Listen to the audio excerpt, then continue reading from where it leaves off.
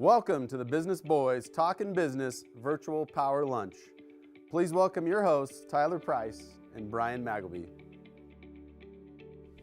Hey, here we are. We are talking business. Talking some business. We are back in the new studio. What a beautiful background. I wish that the weather outside was the blue skies like that. It's a little white out there right now. It's a lot white out there.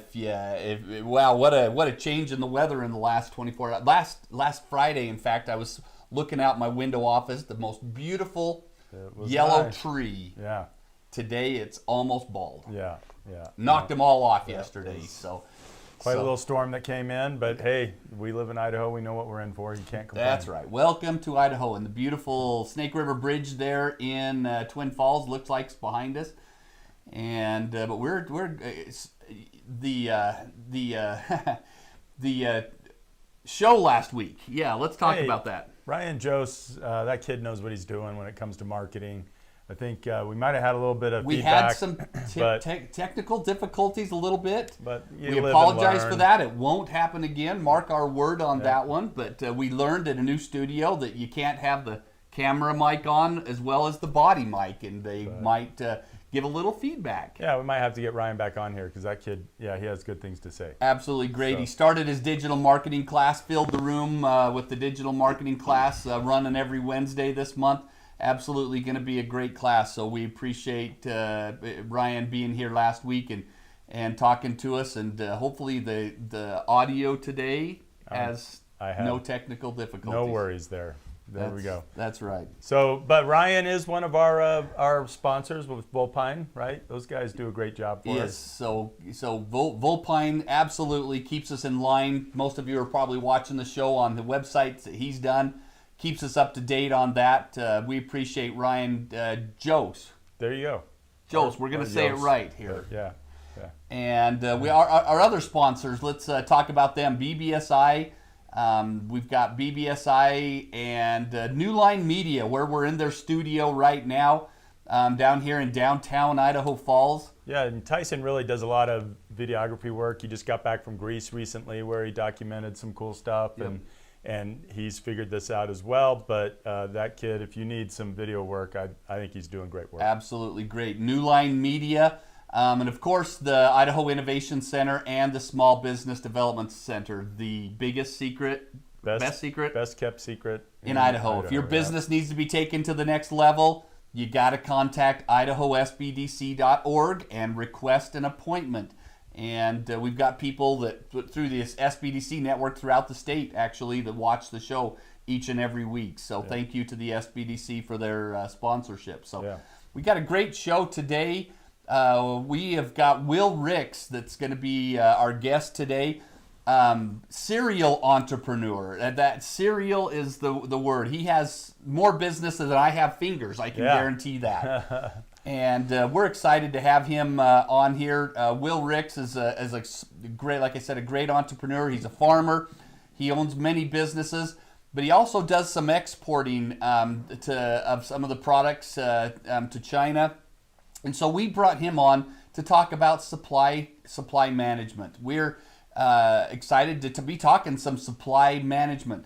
And so we're going to watch a quick video here. It's about a 2-minute video that will kind of introduce the problems that we're having with supply chain management here in the United States, and we'll kind of introduce a topic that we're going to bring and talk about today. So let's watch this video.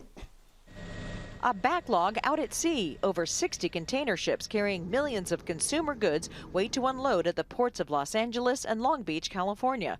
The ships extend 64 kilometers out to sea, but there's a shortage of workers at the docks and not enough truck drivers to deliver the goods to stores. While the consumer may be willing to go and spend more money, right now the issue that's rising is there actually a product out there for them to go purchase? It is more difficult to get what you want.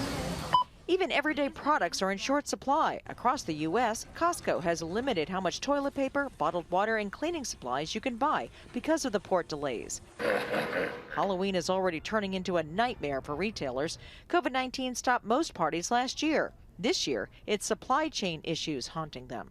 We're still waiting on about 25 or 30% of the merchandise to come in that we've previously ordered, and some of it probably won't even ever come in before the holiday. Christmas is not looking too jolly either.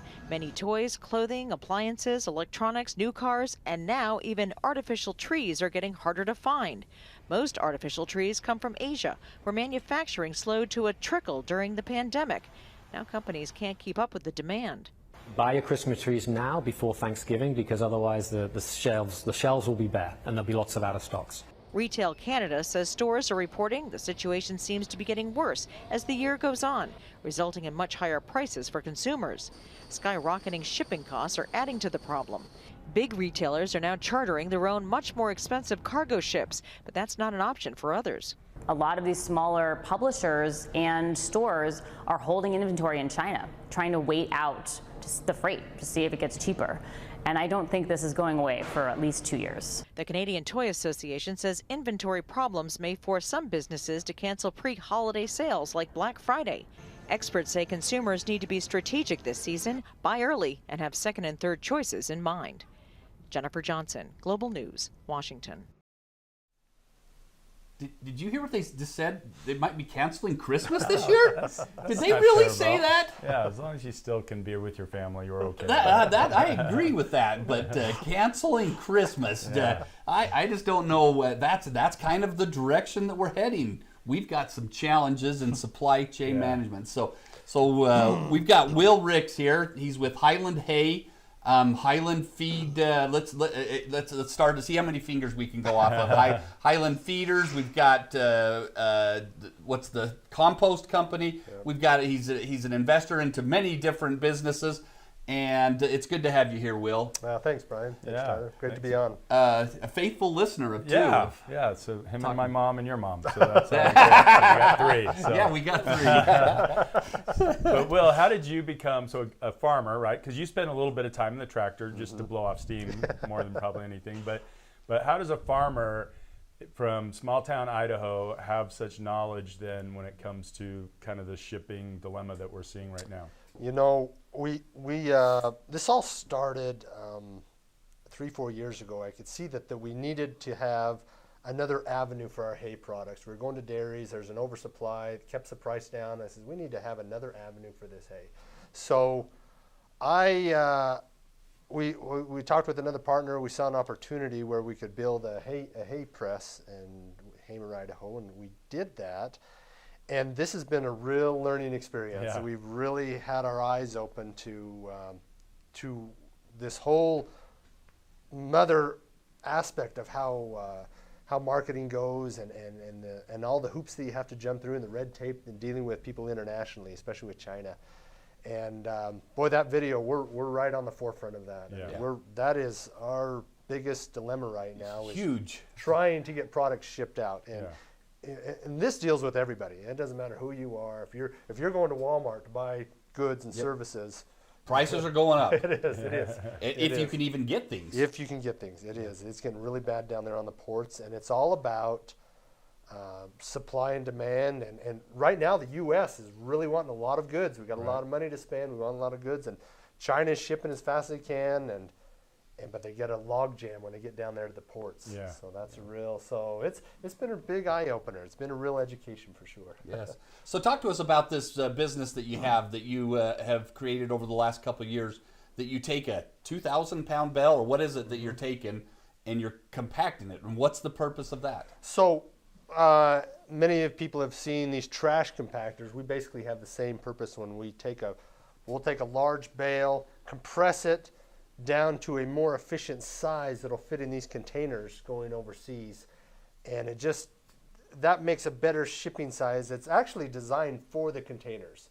and it works really well. We can fit a lot more in the containers and makes it a lot more efficient shipping them that way, and it works out. It just is not very efficient to take a great big 2,000-pound bale. If we can compress that down to a more efficient size, that's what we've done, and it's worked out really well for us. Wow.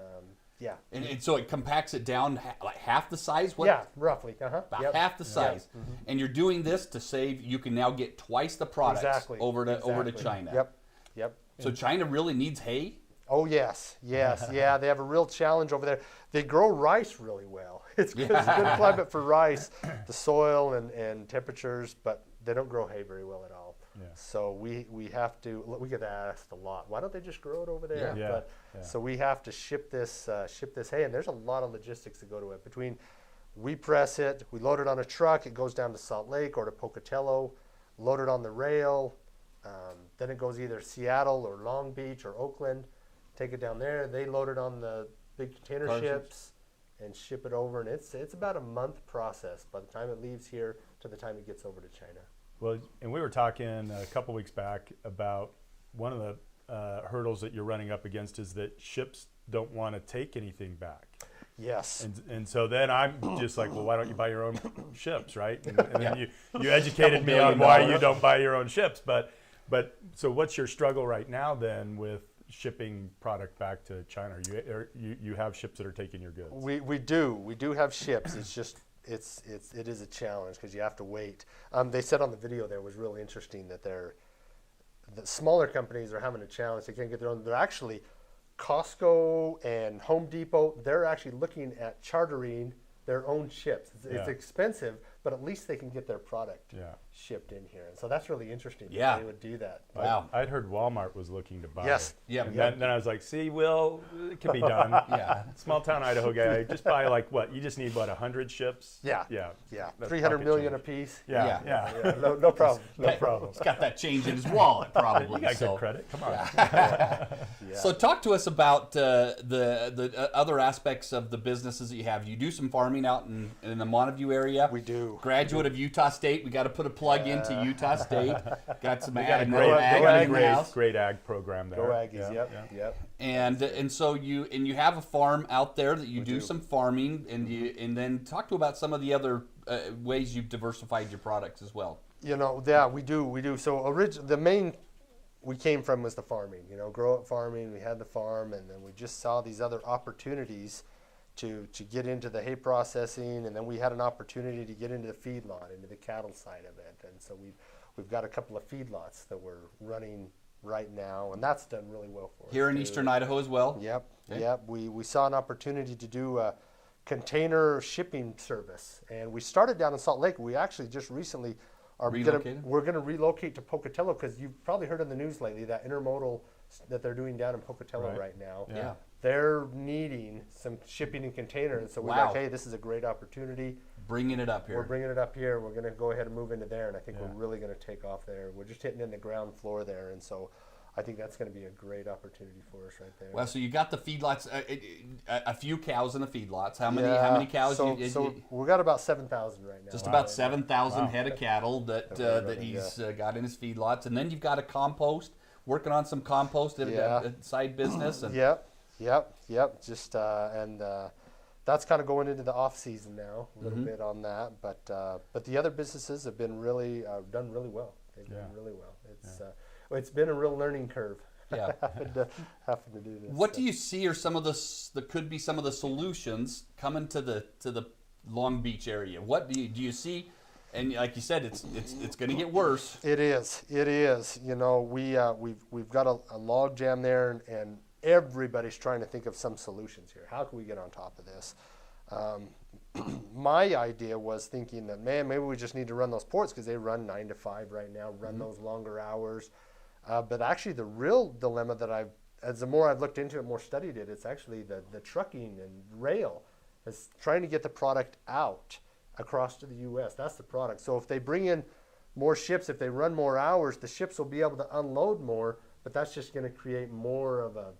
It'll be backlogged there. Because then those containers are just sitting, waiting to get moved. Exactly. Wow. We've got to get those containers out of Long Beach and out of Oakland and Seattle. We've got to get them out and get shipped across to the U.S. And labor's a real dilemma right now, as you know, across the U.S. Everywhere. Help wanted signs are the most popular thing selling at Walmart. Every restaurant you go to, you see help wanted signs. So that's a real dilemma right now too. Every business is out there struggling with that. So there's multiple aspects to this that we'd like to get on top of. It's not an easy fix. It's just not.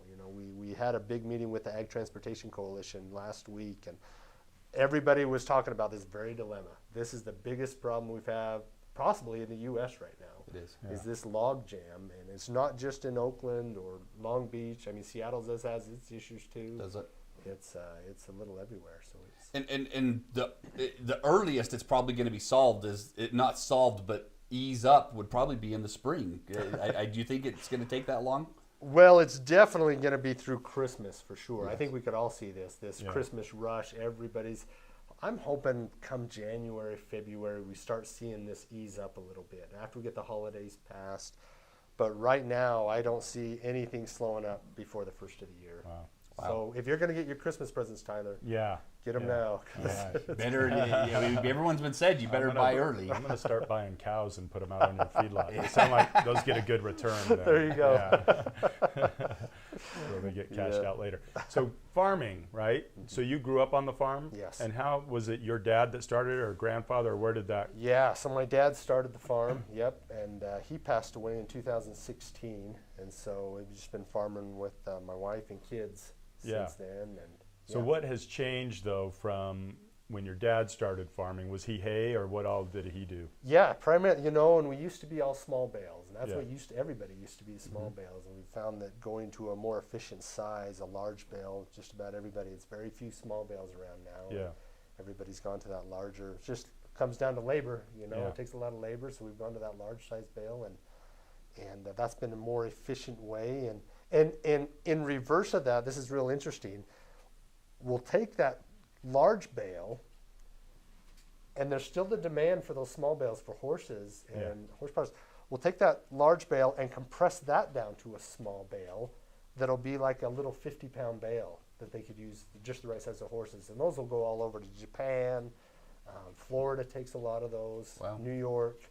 So we've come full circle. We used to put up small bales, and now we've come full circle to where we take the big bale and press it into a little bale that can be handled for horses. And so talk to us about pricing of hay, pricing of potatoes. That it affects such of the big community here. Kind of talk about what it affects when the prices are higher, then the businesses, then more farmers are spending more money here. Yes. Out throughout Eastern Idaho. So kind of talk about what you see, where the prices are at now, and what you see them kind of happening.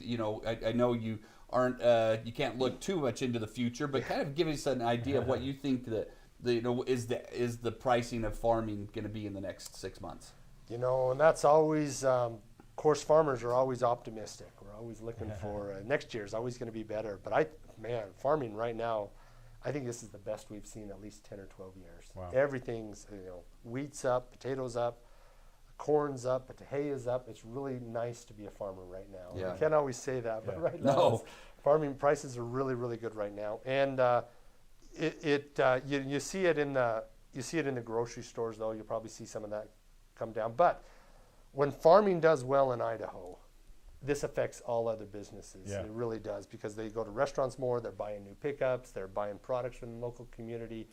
Farming's the big gorilla in Idaho, and when it does well, the state of Idaho does well. I mean, it brings in more tax dollars, the state of Idaho, which affects everybody. That allows for more money for roads.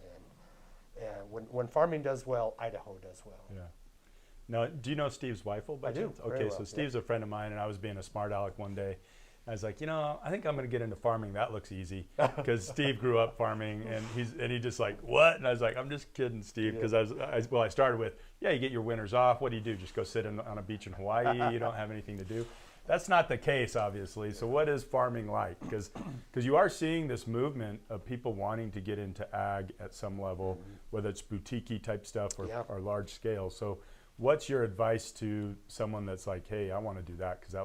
And in my case, I said, that looks easy, which I said jokingly, but anyway. But what would be your advice? Good luck. Yeah. Better have a strong stomach. Right?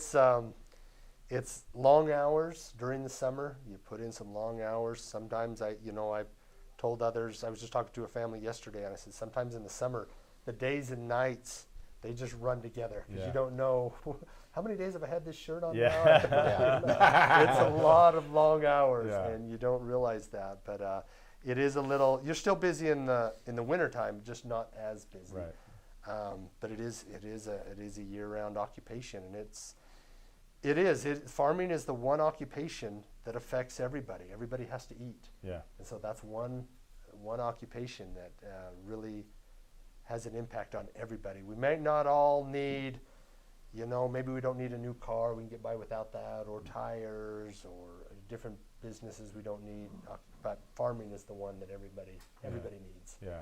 And so it is a challenge to get into. There is, I was just reading that right now, they were saying that there's a green movement, moving more into this green farming, and they said that's going to be a $460 billion business by next year, 2022. Wow. Organic and that kind of stuff. That kind of stuff, yeah. So there's a market for that. I mean, I think if somebody wanted to get into it, I think, because it is a challenge to get into on farming on a large scale. It's just really expensive to get into. But on a small scale, hobby farms, I think a guy could get in that way. And this organic market, boy, you see the farmers market here. You know, during the summer, it's just, guys have done very well with that. So I think that would be the way to get into it. Yeah, it's kind of fun too. Yeah. So, So, Will, you've been a tenant at the Idaho Innovation Center. You've participated with a lot of the things that the SBDC's done, and you've been kind of a student of that. And when we asked your advice, what you had for other entrepreneurs like we're talking about, you said learn from others, find mentors, join groups with like-minded people, learn everything you can about your industry and what it takes to be successful. Mm-hmm. Tell us how that's been represented in your life. I don't know how the stars aligned that we were able to meet and get together, Brian, but I can't say enough good about the SBDC. They've just, the classes you guys have put on have just been phenomenal. Yeah. I mean, the growth that we've had, I put it solely on SBDC and what they've done. They've just been amazing. They've just, if anybody hasn't been involved in SBDC or doesn't know a lot about them, get involved with them. These guys are just fabulous. I mean, that's learning about your industry, you guys, the classes and things that you put on apply directly to us, whether it's marketing or sales. I mean, you guys just fantastic what you guys do there. And you've been a great student while you were at the Innovation Center, and he still continues to come back after he's left there. But I guess I will buy you lunch for the plug there, but but hey, thank you for that. And I have to say that as a student that's seen the growth of businesses and the ways you've been able to go out and invest into multiple different other companies and to see the growth of your company over the last 3 or 4 years that we've has just been phenomenal. And that's why we wanted to have Will on the show because. And trust me, we've only talked about a few of his investments thus far. And so, anyway, you've got a great thing going with your businesses, and to be a student like you are, to see you coming in the evenings and taking the classes to learn more to how to take your business to the next level is absolutely awesome. So, well, I gotta ask. So you're a triathlete. Yeah. And you have a triathlete business that you're launching. Yep. That comes from what? Chasing cows and swimming in the river after calves and that type of stuff. That's where the training came from and moving bales. But I mean, you got a lot going on. So why did you jump into that business? Because that is one that when I look at you and Brian talking about, I'm like, yeah, that sounds interesting. Like maybe I should do that. But then I talk myself out of it pretty quickly. Someday, Tyler, you will. So how did you get involved in? Brian was the big push for that. I mean, he had this idea, and I was like, man, this sounds great. This is the biggest thing I could see from it was we need this in the community. And Brian had the vision to see, hey, this is something we need. We've got people that want this, and you build it, and they'll come. Yeah. And I think that's what he's the motivator and the driver behind that. I'm tagging along for the ride. I play in the minor leagues when he plays in the major leagues. So this guy is an Iron Man. He does full marathons. He does half marathons. A marathon to him is like a walk in the park. What he does when he gets up in the morning. But he is absolutely. He's done a lot more of the long endurance events. So talk about some of the things that you've done. I've done a few, and with COVID, everything's kind of been shut down a little bit, so it's been a little more challenging to do. And I'm glad that you're doing this, Brian, that we're doing this and getting more of these activities, these triathlons going again. And I've done a few half Ironmans and some marathons. Marathons. I think half marathons. That's my favorite. That's what I love more than anything. But you've done some fulls. Yeah. Yep. Yeah. Wow. Yep. And I that's what I really enjoy. But I just really see that this is a great thing for the community. I see it's something that people that maybe be on the fence a little bit, man, I've always wanted to try. This is your opportunity. This is an opportunity to go out and just get your feet wet with it, you know, and try it. We've got the sprint distances, the shorter distances, and this is an opportunity to go out. And if you're fearful of the water, we even have a duathlon, so you can do a run, bike, run. Yeah, So we're going to talk about that, a business that Will and I have started up here. We're going to put a flyer up at the end of the show. We can probably put that up right at the very end and kind of talk about if triathlons is something that interests you. Will and I have, and another partner, in fact, our other partner, his wife ran the Boston Marathon yesterday. Yeah, those guys are serious. Mike and Takara is just awesome, and and she completed it like over 3 hours or something like that. Did absolutely phenomenal. So yeah, we'll kind of wrap up the show and talk a little bit about that. So, Will, is there anything else that you could tell us about supply chain? We're going to do the training at the end, but kind of talk about anything else with Highland Hay or anything that you wanted us to know more about on your businesses? You know, I think just the biggest thing is just don't be scared. Just jump, you know, take that opportunity. If you see some opportunities, just go for it, you know. That's the biggest thing. That was this with Highland Hay, and some of this comes back to our mastermind that we've done at the SBDC and said, hey, I've got this idea, I've bounced it off you guys, and you guys have great feedback, and I'm just like, man, we're going to go with our feedlot. The whole reason that started up was because of our mastermind sessions. And it's done phenomenal. I'm so glad we've done it. We might not have done it if it hadn't been for the mastermind. And so it is. I was like, so coming back to, you know, get in these mentor groups and and if you would like to participate in a mastermind group, we're going to be looking at doing some additional ones at the Idaho Innovation Center. Reach out to me, and we can get you there. But I can tell you that so many businesses have been started because of your involvement in there, there's multiple different investments that I know that he's done and partnerships that he's got into because of the mastermind group. So thank you for talking about that. So that kind of leads right into talk to us about this quote that you have. This is an absolutely phenomenal quote. You know, I've always really liked this quote. If somebody offers you an amazing opportunity, but you're not sure you can do it, say yes. And then learn how to do it later. Learn how to do it later. I've told my kids this same thing. I says, hey, just if somebody offers you an opportunity, like, man, that's really good. But how many times people, I just don't know that I could do that. I just don't know that I just say yes. Then go home and figure out, okay, we've said yes to this. Now how are we going to figure out? How are we going to make this work? And we've done that with some of our businesses, you know, with those container handler services. We didn't know anything about it. But we had this opportunity.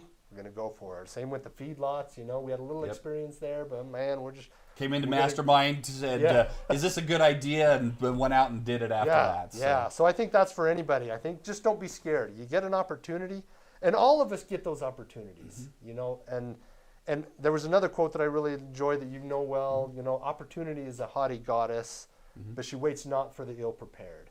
And so if you have an opportunity, jump at it, you know, and who knows, you may fail.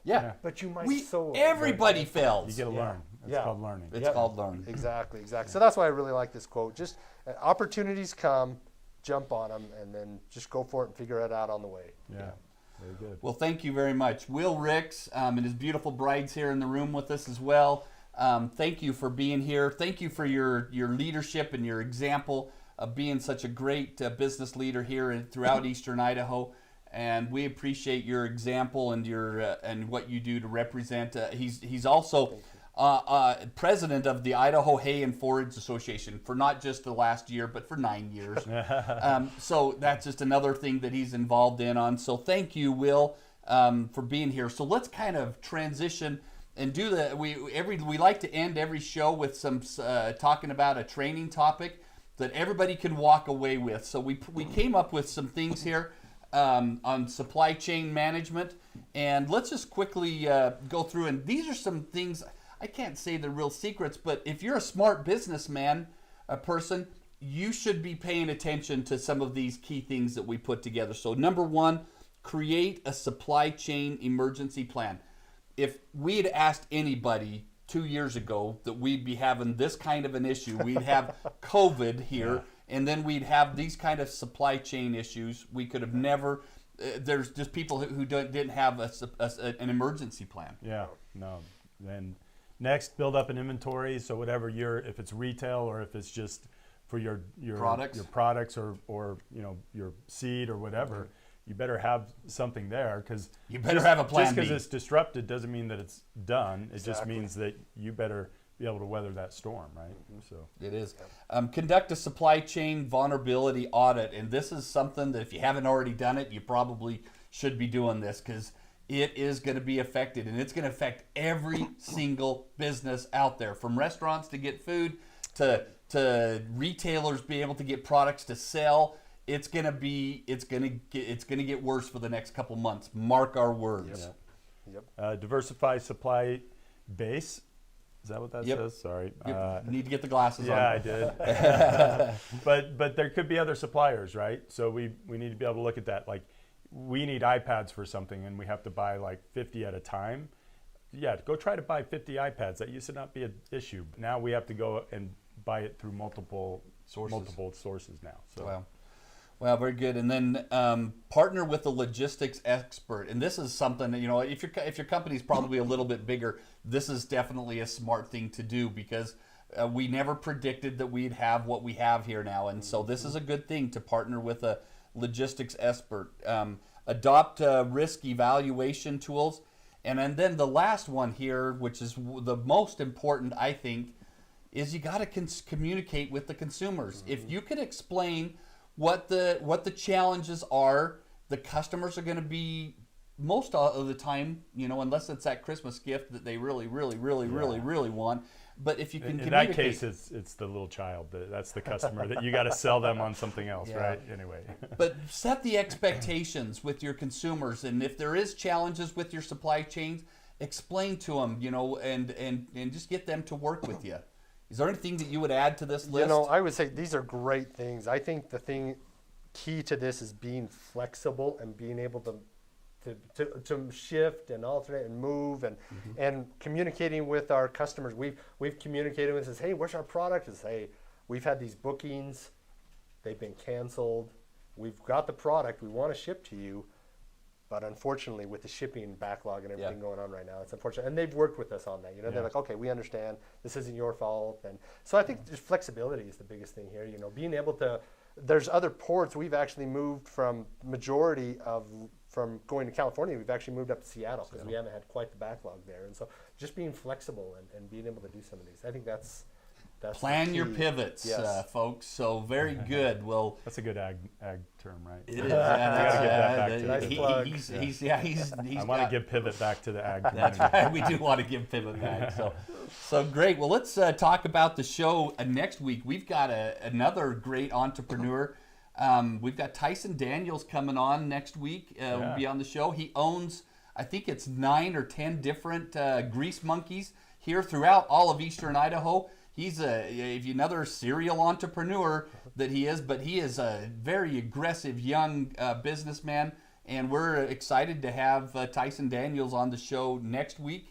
And we've got we've got another big businessman coming in at the end of the month on the 26th, I think, is that what the last Tuesday of the month is. So thank you for tuning in to Talkin Business. We've got just a quick video here at the end that will kind of explain a little bit about what the Idaho Innovation Center does, and just some of the opportunities available at the Innovation Center. Thanks for tuning in to Talking Business Live. Give us a thumbs up. This is our logo. We got to end the show with that. Thanks, everybody. Have a great week. Idaho Innovation Center, taking your business to the next level. The Idaho Innovation Center is a business incubator located in eastern Idaho, providing resources to companies where entrepreneurs can confidently and aggressively start and grow their small business through collaboration, education, mentoring, and shared resources. Here's what some tenants of the Idaho Innovation Center have said. The classes they hold at the Idaho Innovation Center have proven to be invaluable for my business and its growth. The Idaho Innovation Center has given my business the support when needed in areas of business strategy, marketing, networking, and growth opportunities. An innovative tenant said, "The training and mentoring has helped us accomplish things we would never have done on our own. Thank you." And a technology client said, "The Idaho Innovation Center has been a perfect partner for our startup. The staff is focused on taking business to the next level, and we have." And finally, I would recommend the Idaho Innovation Center as the best resource to either start or grow your business in Eastern Idaho. The Idaho Innovation Center, stimulating entrepreneurial spirit and innovation through business growth and development in Eastern Idaho. At the Idaho Innovation Center, entrepreneurs can confidently grow their business through networking and educational opportunities with experienced business professionals. There is access to many free amenities, including one-on-one business mentoring and advising through the Small Business Development Center, conference room usage, and reception services. Everything we do at the Idaho Innovation Center is designed to help keep costs down and energy up for growth-oriented businesses. Idaho Innovation Center, taking your business to the next level. All right, welcome back. Welcome back. We forgot that we wanted to talk about this launch party. This is a business that Will and I are partners in on, and the launch party is next Thursday. We're going to be announcing 4 different triathlons here in Eastern Idaho, and it's going to be at Bill's Bike Shop. So if you have ever thought about jumping in and doing triathlons, now's your time. Now's your time. And if you Come thought and learn about them. it and talk yourself out of it, am I still invited? You are. You are. All right. You bet. We'd love Maybe to you have can you talk there me into because it. we're gonna be doing trainings throughout the winter where we'll be talking about what it is that it takes to do a triathlon and what it takes to do the swimming portion, the bike portion, the running portion, and we're gonna be doing trainings, and this is kind of a party to launch all those trainings, to be part of a triathlon team, a club. And so it's at Bill's Bike Shop on the 21st. If you want to put that flyer back up there, and it would we'd love to have people throughout here in Eastern Idaho. We are going to be broadcasting it on Zoom and on Facebook Live. So it will we will be doing all of that. If you have any questions, go to our website. Will be published within the next 24 hours. So the Tri-Peaks events, there is a landing page there, but it will be up live and have all of the details up there within the next 24 hours. So Tri-Peaks events, Will and I will be there. Hopefully we can talk Tyler I just into put it being in my there. phone. I just There put you it go. in my phone. So Hey, I want to make sure that everybody knows this is for any level. Any level. Beginners, anything. If you even thought about Yes. just doing something to become more active, come and check it out. Yeah. And I that's what I did 12 years ago, and now it's a passion of mine that I just Now love to do it. He So jumps off of a good boat right into San Francisco Alcatraz, Harbor. Alcatraz, to so- swim from the island. Yeah. who would ever think of jumping Yeah. off in the middle of I the... think there's sharks in there. There is sharks, All right. so they chased me. So thank you everybody for tuning in today again, and thanks for tuning in to Talkin Business.